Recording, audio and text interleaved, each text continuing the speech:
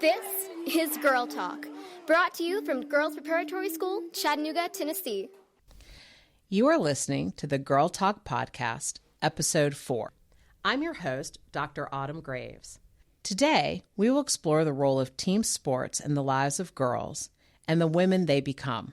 At GPS, we know participation in sports can play a vital role in building character and a girl's positive self-image. We see it every day in our athletic program, where more than 300 girls participate in 15 sports throughout the year. In part 1 of our program, I will share with you a conversation with a coach who's won many, many championships and is also a GPS alumna. She'll tell us about winning, losing, and developing one's inner swagger. Then in part 2 of our program, another GPS alumna shares how playing Division I sports prepared her for her career in therapy. Finally, we've got a special treat for you in part 3 of our program, so stay tuned to the very end. If this is your first time listening, welcome. The Girl Talk podcast is produced once a semester, and show notes can be found on our website, gps.edu. Be sure to subscribe on iTunes or Stitcher. Now, let's get to our program. Julie Johnson Garner is the director of golf and head coach of women's golf at Rollins University in Winter Park, Florida. She's had an incredibly successful career, but before that, she was a GPS girl. Well, welcome, Julie, to Girl Talk. We are really excited to have you here today to hear a little bit more about your understanding from really living the life of being a coach and being a player, and how those experiences have helped to shape you, as well as how you use those experiences to shape your players into the women that I think we all want to have in this world, in terms of women who are great leaders, women who are people of integrity, women who have got incredible senses of self-confidence, and how they engage and interact with other people.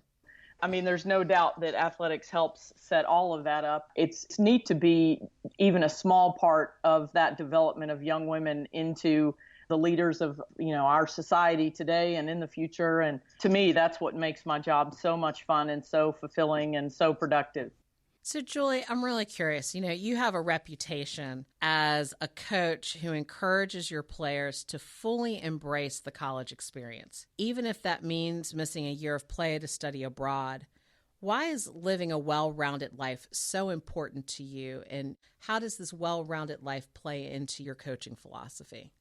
First of all, I think Rollins' mission of developing global citizens and responsible leaders who have meaningful careers and productive lives. I mean, that's our mission at Rollins. And I happen to be in lockstep agreement with that mission. And I think that athletics gives us such an opportunity to help them on that road. That road directly leads to such a mission accomplished. So anything that we can do to help further that, I think, is in our best interest as a program. And it really comes down to something fairly simple, which is I think happy golfers play better golf, honestly.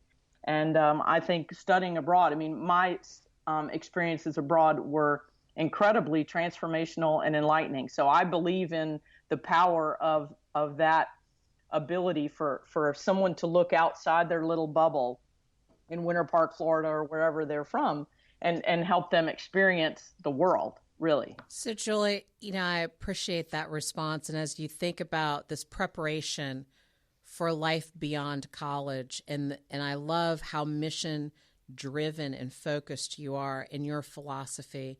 Part of our philosophy, GPS talks about nurturing a girl's self-confidence and respect for others. How does that idea resonate for you as a coach, this concept of nurturing a girl's self-confidence and her respect for others? I really think that self-confidence is, and not arrogance. You want a little bit of swagger, but you want an inner swagger, not an outer one. But I just think sports is just a great developer of self-confidence because, like I said, it's, you really develop some emotional resilience if you're going to be successful in your sport. I wonder if you can expand a little further on these ideas of the team dynamics that you've observed over the years, particularly in relationship to women. Now we have 10 players on our team, and we couldn't have 10 more diverse personalities than what we have. Even at the end of the day, I don't think that some of their best memories will come from, oh, well, we won a national title. I mean, that is a big deal. But more than anything, they'd say, I had an incredible college experience with my teammates, over the course of my 4 years here. And, we've had players who've had family members get sick or pass away. And I was amazed at the way the kids can rally around each other when needed, not just when things are bad, but when things are going well too. I have players that will struggle in one subject or another. And, all of a sudden you have 4 or 5 tutors around you on your team and getting on each other to say, look, don't you have an exam coming up? Instead of being on Facebook or Snapchat, shouldn't you be studying type thing? So they're a great group conscience as well as collaborators and teammates and friends and champions really throughout. So Julie, I'm curious about something in your, you are a graduate of GPS. You had an all-girls experience. You coach a women's team. And I'm wondering if there have been, or if there are aspects of your experience from GPS and some of the other sports that you played, because you lettered here in volleyball and basketball, if you see elements of teamwork and how you think about working within teams of women that then you use or you leverage in ways and how you coach a team of girls and building that sense of community and partnership and team there. I think the biggest thing at GPS for me was really having the freedom to figure out who I was and where I was going and who I wanted to be when I, grew up, for lack of a better term. And, there's a saying that I love that I think I use a lot, which is, it's not a loss if it's a lesson. That happened to me frequently at GPS. I had a lot of lessons, and I think that was helpful because you're surrounded by people who don't judge you based on, a mistake that you make or whatever, and really try to, like I said, embolden and uplift you when necessary, and to just kind of help you along the path. I think in a way, young women get a bad rap. We've all heard drama queens and, entitlement and that kind of thing. And I think people are selling this generation short, because I've seen so much collaboration and teamwork and empowerment of self and empowerment of others that I think there's a lot more good than bad in that. Well, Julie, I think it's fair for me to say you've put a lot into your life and you've gotten a lot out of it. With 6 national championships, 4 National Coach of the Year awards, you've had an incredible winning streak in your life. But when you talk to a friend of yours, one of your classmates, as well as our science department chair, Tracy Durham, she says you are one of the most humble people she knows. How do you model humility for your players? This idea that you have inner swagger, as you have identified it, that you look for in your girls and you develop in your girls, but you have that inner swagger, but it's not perceived as being cocky. How do you model that for your players? How do you help them to support each other in this formation of their own humility? I mean, as great as championships and coaching awards are, I mean, I've lost a lot more of those than I've won. So one of the things that I think in the last several years that has become more important to me to impart on our team is just the aspect of really having a grateful heart. I really want our players to be grateful for all the student athletes that came before them who did with a lot less than they have. No chance to fly to Georgetown and play and tour Washington, D.C. and play with the Ivy League schools and so many of these great Big East teams that we get to compete against. And they didn't have any of that. And, and I always tell them that they're playing for all of the people that came before them, as well as for themselves and for the ones to come. So, Julie, as you think about that philosophy or that mantra that you share with your athletes, that idea that your success and where you are today is based on those who came before you.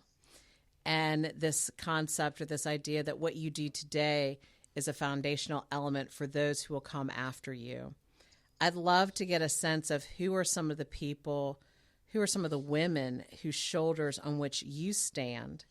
Who are some of the women who've poured into you and encouraged you along your journey as a player and as a coach?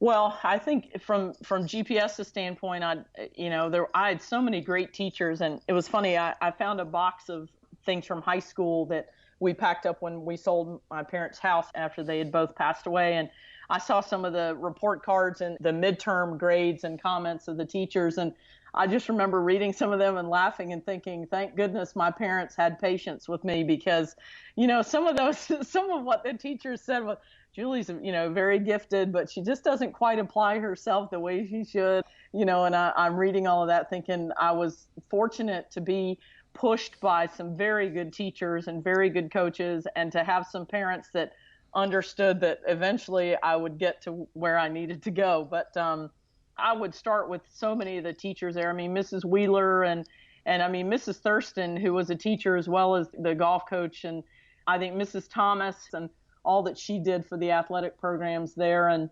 Mrs. Schmidt was really a fantastic teacher and middle school, principal. And Jessica Good was, I think, one of the people that probably I got under her skin, but she challenged me every day and really helped me get better. And there have been so many pioneers at Rollins who have been such a part of setting the table at Rollins for what we have now. Well, Julie, where you are today is a culmination of about 30 years of being in golf in some way. And two different times you've left Rollins, once to go work for Disney and another time to work for Nike Golf. But you keep coming back to coaching. What calls you back? What is it about coaching? And if you could speak specifically coaching girls, coaching young women, that draws you back to this vocation? Well, I can promise you it's not the money, but I mean, but in all seriousness, Nike and Disney were fantastic opportunities at two of the strongest brands in the world, I would say, arguably. But I think as great as those jobs were and the opportunities that they provided me, I really just missed the mentorship, the leadership, the interaction with the kids. As great as Nike is and as great as Disney is, I mean, we used to say, well, all we're doing is making T-shirts. But really, in an environment with young women, I mean, you're really helping to shape lives and helping to shape what their definition of life success is and to get them started along that path. There's nothing more gratifying and fulfilling than that. And no amount of money in the world, to me, would change that. Great. Well, Julie, I really appreciate having this opportunity to talk with you. I appreciate how you said what you said and your ideas around the value of teams and the values of sports and how they really do help to develop character in your graduates and character in these young women as they go out into the world. And I think that you've got a lot of inner swagger, and it was great for us to have a moment to see a little bit about that today. So thank you, Julie. Yes, thank you. Well, that brings us to the end of part 1. If you have questions or comments, please send us an email at girltalkpodcast@gps.edu or tweet us at GPSBruisers. Welcome to this next part of Girl Talk. I'm really excited because I have an opportunity for us to talk with Carly Morrow Moss, a member of the class of 2007. First, I just want to say congratulations to you, Carly, for your recent induction into the GPS Hall of Fame. It was really taken by Jeff Gaither, who presented the award to you, when he said, Carly is not only a winner, she refuses to lose. When you heard that from your former track coach, what did that say to you? I think coming from someone like Jeff, who I respect and just loved running for, and there was many athletes that were better at track than I was. It wasn't my main sport. And for him to, I guess for him to share how I stood out really meant a lot, because I didn't feel like I stood out in track. To me, there was a lot of other people who I thought deserved his praise, and so to get that, it was really sweet, really nice. Carly, can you tell us a little bit about what you are doing now? Yeah, so I'm a therapist at a local treatment center here in town, and I work with eating disorders and substance abuse. So you said that you're not only a winner, but you refuse to lose. What is it about you, Carly, and how you're wired that makes you someone that refuses to lose? How do you show that in your everyday life now? Well, it's different now. Not every situation I walk into is like a game or a practice. The doctors, the nurses, the therapists, the managers, we all work together. And so if I get competitive, it's not really helpful.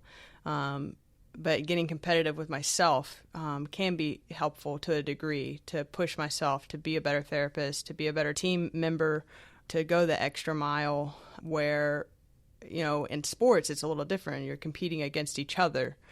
You want the other person to lose in a lot of ways. And so there's been a shift for me. Carly, when you were here at GPS, you were a 3-season athlete, and you really excelled in those 3 sports. But for some reason, you decided to specialize when it came to college, and you narrowed your athletic pursuits to one sport. Can you talk a bit about that process that you went through and making that decision about which one sport you would choose to specialize in? I thought I would play soccer. I've always loved soccer. I love the full contact nature of soccer. I mean, you have it in basketball, but they count how many times you hit people, and that's just not very fun. And so I was ready to make that decision, and I was told that I would have to quit basketball in order to play soccer in college. And I felt really loyal to my team at that time. They were my best friends, and I didn't want to give that up. So I chose to play basketball full time because the off-season coach that I played for was going to let me train for soccer and train for track, and so that was really important to me, to play multiple sports and not get burned out. Because at the end of my college career, there was some physical burnout. My body was shutting down in a lot of ways, and mentally worn out, emotionally worn out. And so it was important to me to keep that diversity as far as what I do each season. And I was a little more high-strung in high school than I am now. And I had these weird rules, like I would not touch a basketball during soccer season. And I would not touch a soccer ball during basketball season, because it was just important to me to really focus on that sport and give 100% effort in that sport and then move on to the next. So I'm also really curious, Carly, about what your life was like as a Division I scholarship athlete at the University of Kentucky on their basketball team. You were a part of some very successful teams. And I'd love for us to get a better sense of what that was like, what that experience was like for you, because you also were very involved in community service at that same time as an athlete. You also graduated from college within 4 years. And so what was your experience like balancing all of those different obligations? And what skills did you take away from that, or attributes did you take away from that you use in your everyday life now? Right. Well, I think GPS prepares everybody for college. The time management came naturally to me in a lot of ways, where I watched a lot of my teammates who didn't have as rigorous of an academic situation in their high school really struggled for the first couple of years, and so I didn't have to worry about that in a lot of ways, and so it opened up space to do other things. And then my coach was really big on giving back to the community. We had a lot of young girls in schools that showed up to our games and were season ticket holders, and so we would go to the schools and we would go and give back and be personable. We were encouraged to stay around after the games and talk to people and sign autographs and even if it was, a little 5-year-old kid with a basketball, they were going to go dribble out the gym, just being really available to people so that people would keep showing up to our games and keep showing us support. It was just really fun. But most of my time was, the NCAA says, 20 hours a week is what you can do as an athlete. And 20 hours a week is what I'm there with my coaches doing. But you show up an hour before, you stay an hour later, you're getting treatment for another 45 minutes. So, it's 40 hours a week at the end of the day when you plug in study halls and watching film. So it consumed most of my time. There wasn't a lot of free time. We got one day off, and I would try to spend that time with people who weren't on the team, friends that I had made, and try to get away and really rest. Get in the gym for about an hour, but really rest. That's great. Okay. You mentioned earlier when you were in high school the relationships you had on your basketball team. Mm-hmm. And I'm sure you also built some really strong relationships on your team at Kentucky. Yeah. Can you talk a bit about those relationships? In particular, we live in a world that oftentimes people stereotype girls. Right. And they say that girls can't really get along. They can't really work together. Right. They're not able to be collaborative. But yet, if you're a part of an athletic team, it seems that those stereotypes are counter to you all being able to be successful as a team. Right. So can you talk a bit about this idea of a sisterhood or teamwork, what it was like for you, and how those experiences have shaped how you work on your team now at work? Yeah, I can't remember any drama really ever where I don't like this person or this person's getting on my nerves, or maybe getting on your nerves a little bit, but there wasn't this mean girls. That was so foreign to me. And the first question people asked me is, "You went to an all-girls school? I bet it was really catty, or people had, issues, or a little bit." But for the most part, no. And I think it's because you have so much fun on a team and you play together. And even if there's issues with the coach or with the practice, like, you're bonding over the adversity. So even though there's difficulties, if you don't come together, it's going to be miserable. If there's a young girl out there listening to this podcast right now who's considering playing a sport in college, what advice would you have for her as she thinks about having a college experience that really will prepare her for life beyond college? I think knowing what you want to do. So for a college female athlete, the reality is that, and even for a lot of male athletes, that you're not going to go pro. And that was a harsh reality for me, to know that when I found out there was only one round in the WNBA draft when I entered college, I was like, so 11 people out of these hundreds of girls get chosen. And so I had to shift what I wanted to do.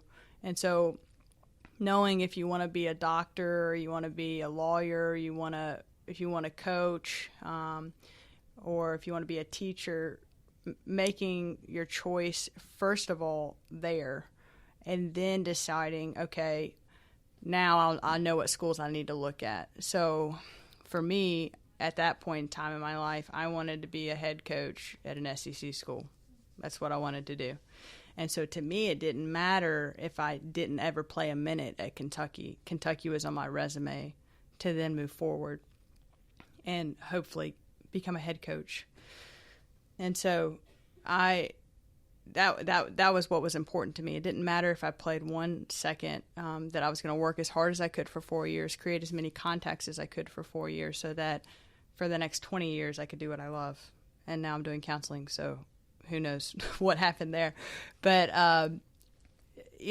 making the long-term decision rather than, I just want to play Division I sports. Well, you might end up at a school where you're getting a degree where it's not what you want to do, or you need a smaller classroom, or you need more tutoring, or you need more academic support, or you need to be able to go abroad because you want to major in Spanish. So looking at those things rather than I just want to play Division I because that's what I want to do. It's going to be short-lived. Carly, would you give some advice to parents?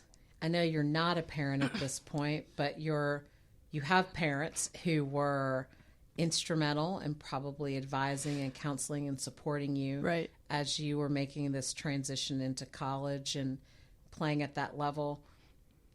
What advice would you give to parents? But I'll ask you to give this advice from the perspective of their daughter. What is the thing that you think girls need to be able to say to their parents that would be great advice for those parents as this girl is on this pathway to play sports at the next level? Don't ever tell me I can't. And my parents never told me that. They never said, we don't think you'll ever be able to do this. You're too short. You're not fast enough. There's not enough opportunities for you. Just they supported me from the get-go. And so even if I think my dad would have continued to do what he did, he was kind of like my PR marketing person for a couple of years and spent a lot of time and energy putting me out there to colleges. And I think even if I was the worst player on the team and I said, I want to play Division I and this is where I want to play, he would have done the same thing. And so he never said, I don't think you can play at Tennessee. We sent stuff to Tennessee. He just put it all in the packet, sent it. And so then I started believing, I can do this. My dad thinks I can do this. My mom thinks I can do this. They're making sacrifices so I can do this. And so just never hesitated. Don't ever hesitate. The last question I have for you, Carly, is about lessons learned and how they have transferred into your current life. So, Carly, what do you think has been the greatest lesson that you've learned from sports, and how does that lesson inform your life today? There's so many. My college coach, Matthew Mitchell, he walked into our first meeting as a team. It was his first year, it was my freshman year. So there's a lot of transitions happening. And he handed us a little card, and on the front side it said the winning tools, and on the back side it said the losing tools. And the winning tools were honesty, hard work, and discipline. And the losing tools were laziness, complaints, and excuses. And he said, I'm not going to give you any rules for being on this team, but every time you make a decision, I want you to ask yourself, am I using the winning tools or am I using the losing tools? Am I being honest? Am I being disciplined? Am I working hard? Or am I being lazy, making excuses and complaining? And so every time we had an issue with anything and we went to talk to him anything, he would say, well, are you making excuses or are you working hard? What's happening? And so for me, when I had those choices throughout the day to cut corners, because once you do a job enough, you know where you can cut corners. I can come in late today. I've been early for the past year. If I come in 10 minutes late today, nobody's going to notice. Still having that moment to pause and say, okay, am I being honest or am I being lazy? And really pausing and asking myself those questions throughout the day, I think is probably the best thing that I've taken away. There's many more. All right. It's great. I loved talking to Carly and her experiences, like so many girls who can call upon sports as one of their best learning laboratories. Finally, we have a short piece for you titled 10 Ways You Know You Might Coach High School Girls. This was compiled by our coaching staff at GPS and read by Caroline Carlin, who teaches history, coaches lacrosse and soccer, and is the 9th grade dean here. 10 ways you know you might coach high school girls. Number 10. The team bus ride is where you learn the lyrics to all pop songs, sung at truly deafening levels. Number 9. Not a practice goes by without someone asking for deodorant or a hair tie. Number 8. You psychoanalyze everything happening in the world and its possible effect on girls when scheduling practices. Number 7. You feel like you are a parent, a therapist, and a coach, all wrapped into one. Number 6. After practice, they just want to hang around and talk with you. Number 5. You know the wisdom that afflicting the comfortable and comforting the afflicted definitely applies to coaching girls. Number 4. You understand that a female athlete can love and eat just as much Taco Bell, if not more, than a male athlete. Number 3. A bus ride conversation consists of arguing who will be the Mrs. Shawn Mendes. Number 2. You shake your head and laugh when during warm-ups a song makes the entire team erupt in dance moves. And number 1, you hear, "You really think I can do that?" from a girl who really knows she can do it. And that's Girl Talk for today. Girl Talk is dedicated to all the girls of Girls Preparatory School, past, present, and future. Here's to the girls.